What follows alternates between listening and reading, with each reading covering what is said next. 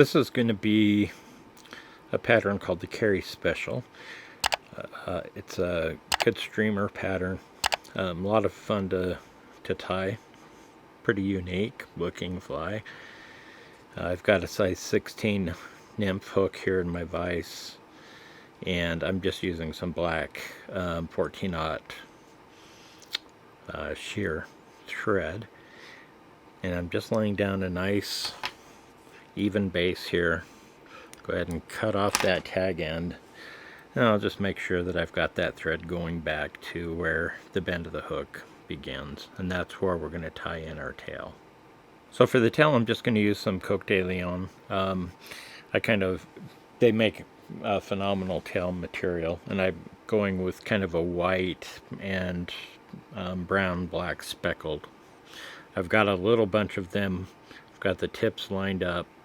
I'm going to take a measurement so that it's about the length of the shank of the hook. I'll move that back rearward where we're going to tie this in.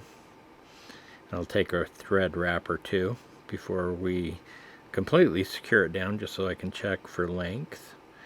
And that's a little bit long, so I'll just grab this end here, and just very gently, because it's pretty close, but I can pull on that and shorten it up just a little bit, and that's all the more I needed to shorten it. I'm going to keep those fibers in place to help us build up some bulk as we move our way up towards the eye. And once we get up here and you make a big mess like I just did, you can come on in with your scissors and kind of cut off the balance of that.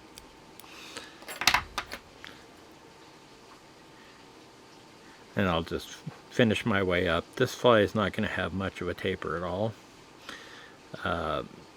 It's going to be dubbed, so I'm not all that concerned about some of that Coq de Leon showing through. We're going to turn now to a medium-sized gold wire that we're going to be using for ribbing, and I'm going to want that in on the side of the hook if I can get it to stay on the side of the hook. So I'm going to just get that first wrap or two, and then I'm just going to draw that wire backwards to about where I want the abdomen on this to end, so I don't have to cut it off. And then I'm just going to proceed back towards that tail, trying to keep the wire on the lens side of the hook as I secure it back to where we're going to start our abdomen. For dubbing, I'm just going to turn to some hairline dubbing. I'm using an olive brown color. I've got a nice wispy piece ready to be dubbed onto my thread. So we'll go ahead and get that nice and tightly dubbed on so that we can get started on this abdomen. I've left a little bit of space there so that I can have some bare thread wraps getting me back to that tail, and then I'm just going to take wraps forward. I'm not going to be focused on building a taper. I do want the body to be fairly even, so I may take some wraps over the top of other ones if I need it, just to get a consistent thickness as I move up towards behind the eye of the hook here. And with that in place, I can go ahead and grab my gold wire for ribbing. We're just going to take some evenly spaced open wraps of the wire to create that segmentation, make the fly a little bit more durable as well. And we're just going to move that right up to where we left off on the abdomen.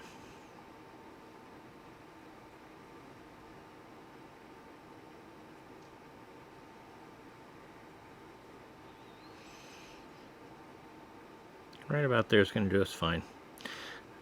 I'm going to go ahead and take a wrap or two over the top just to secure that down.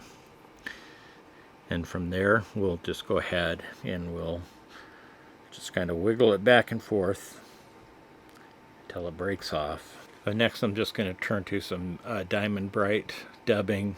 Much like an ice dub, I'm going with the olive brown color as well. This stuff is very coarse, and so it can be a little bit difficult when you're dubbing it. but I don't mind it looking a little buggy. So I'm going to get that just kind of started on my thread here, and I'm going to wrap back into this abdomen and create just a nice shiny sparkly green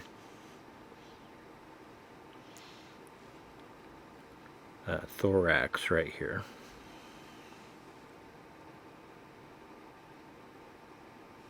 So the next step is what makes this special. That's why they call it the Carey Special, I suppose. I'm going to use some hen feather for a soft hackle. I've already picked out one that I want to use here. We're going to tie that in by the stem. Take my thread back a little bit here. And I want this to be fairly sparse, so I'm only going to take a couple of turns with this, really. But I'm going to get it, make sure I've got it good and secured, tying up towards the eye. Then I can come in with my scissors and cut off the balance of that stem. So I'm going to finish this off with just a plunger style of hackle plier. I'm going to go ahead and grab hold of the stem up near the top. And with that, we should be able to stand this hackle up.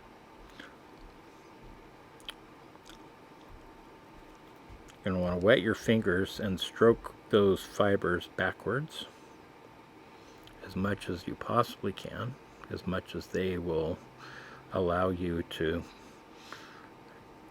do that.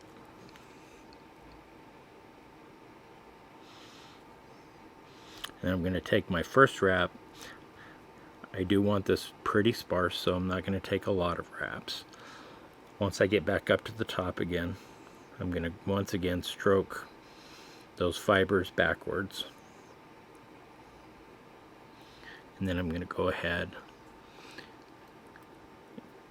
and we'll make that next turn.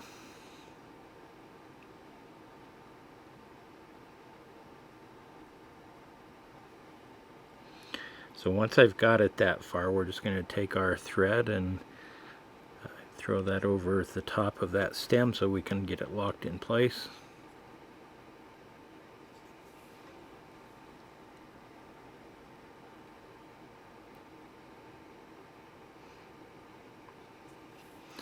And I should be good at this point to release that from my hackle plier.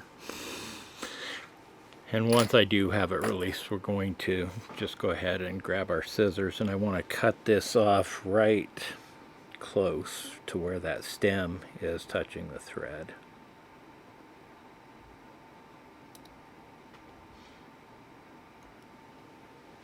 So with that, I'm going to wet my fingers again, and I'm going to work on stroking all of these fibers backwards.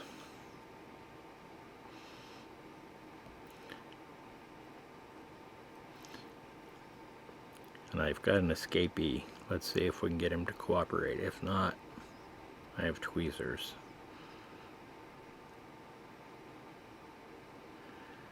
So we'll go ahead now, start taking wraps backwards, and I'm going to put at least a wrap or two around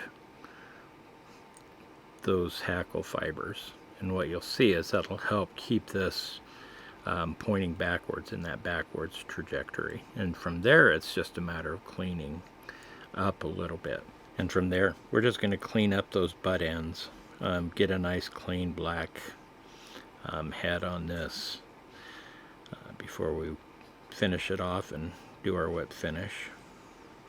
Try to take a look at the lens side of the fly as well, because sometimes I don't do that and everything looks good on my side, but then when I look at the other side, I notice that, oh, I've got a problem.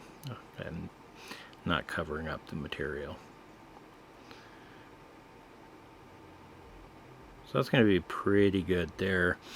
Our whip finish will kind of cover up the balance of that, so we'll just go ahead and reach in for our whip finisher. And we'll just take a couple of turns mostly back to where that hackle, that soft hackle, starts.